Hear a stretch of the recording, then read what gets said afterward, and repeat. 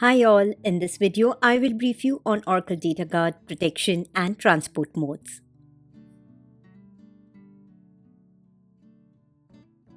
So listed here are the three protection modes which is available for Data Guard. In cloud currently we provide only the maximum availability and maximum performance from the UI. Now maximum protection mode ensures zero data loss in the event of a failure of the primary database. It could be also because of the network or when all the standby databases are not available. It is providing maximum protection. So as you can see here, the primary will be stalled if there is no acknowledgement received from any one of the standby databases.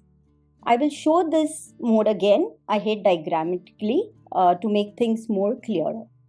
In case of maximum availability, the primary stalls until some threshold period expires and then resumes processing just like maximum performance. Okay, so it's not like maximum protection that your primary will just stall because there is no protection. And then you have the maximum performance where the primary will never wait for any acknowledgement from the standby. So in case even if the standby is not available, it will just work like unobserved.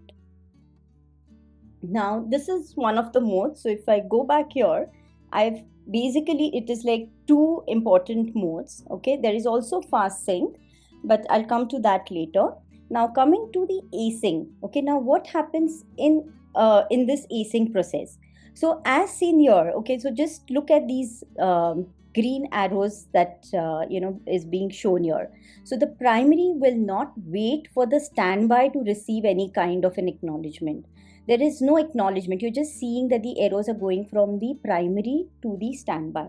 Okay, so on the primary, when a commit is issued, the LGWR writer, okay, now this is the memory, the LGWR writer, it writes to the online redo logs, okay, and a commit is acknowledged and issued to the user. And in this case, the redo transport worker process, I actually have no clue. In fact, when I was going through this initially, I was wondering why the term, TT is being used. There's no such full form because it is called the redo transport worker or a slave, okay? But this sends the redo to the standby site. So it is not in sync. So it doesn't wait for an acknowledgement and all to come that, okay, the data has, the redo changes have been received to the standby side, or the RFS process has received it, or it has been written to the standby redo logs. Nothing of that sort will happen here. Okay. And at the side, the MRP process, the recovery process, will apply the redo to the standby database. Okay, so it is async basically. And then you have the sync process. Now again, notice these arrows. And this is a different process that is being used, which is the network services server process.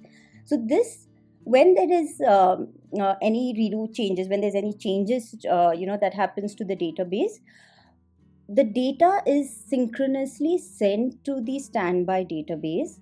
Okay, it is the RFS process will write it to the standby redo logs, and acknowledgement is issued back to the primary database, and a commit is then issued to the user. Okay, so this helps with the zero data loss because you have a protection here, right? It is ensuring that your data, all the changes that is coming in is being written to your standby, and this process is used for your maximum availability and for your maximum protection. There is also a new process or a new transport service that was introduced, called as the fast sync transport mode.